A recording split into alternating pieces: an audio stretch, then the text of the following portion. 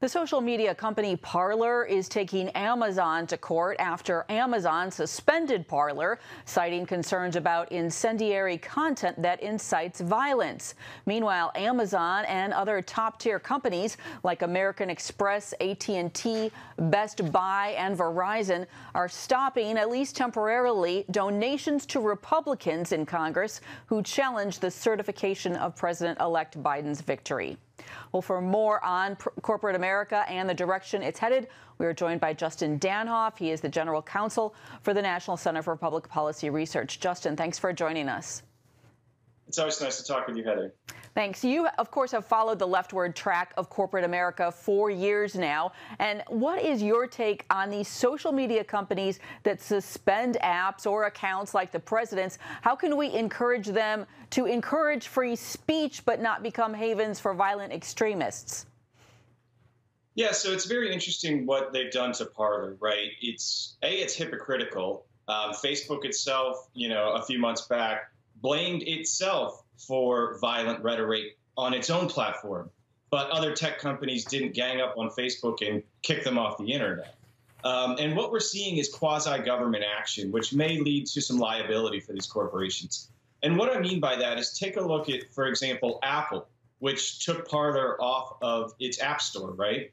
Well, in China, they take things like the New York Times off the App Store at the behest of the Chinese Communist Party. They took other news sites off of its App Store at the behest of the Chinese Communist Party that the Hong Kong freedom fighters were using.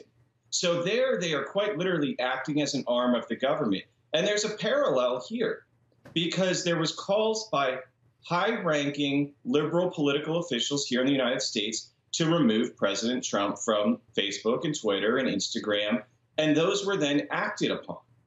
And so it's a very interesting parallel, what we have here, where liberal politicians are demanding actions and social media companies are following through. It's very similar to the way that these companies operate in communist regimes, which is a very, very dangerous totalitarian state that we find ourselves in. When we have, free speech advocates like the ACLU, a far left organization, saying perhaps this is a step too far, we really have an oligarchy of companies that are acting in such a way. Well, they have so much power. It really is incredible. I want to also ask you about corporate America suspending political donations right now to some conservatives that back the Biden certification challenge. Do you see that as temporary? What might be happening with the world of political giving? Well, I see it as a double standard, right? All of us condemn the violence that happened in the Capitol. Every thinking person does that. If you don't, then you're just plain wrong at this point. But exactly where were these moral companies over the summer when Kamala Harris and others were encouraging the BLM protests that attacked over 150 other federal buildings, caused damage to private businesses all throughout America? When liberal politicians were egging those protests on, these soulless, godless companies said nothing.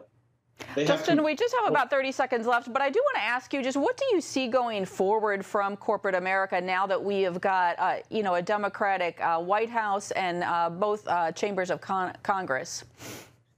I think we're going to see a similar pattern to what we saw under the Obama administration, where big business teams up with big government to grow. And in this time and in this day and age, that growth is going to be to continually suppress conservative thought, conservative groups, and conservative individuals. I'm afraid that that's a totalitarian mix that's very dangerous for right-of-center thought in 2021 and going forward. All right, Justin Danhof, we thank you for your time and your insights. Thank you, Heather.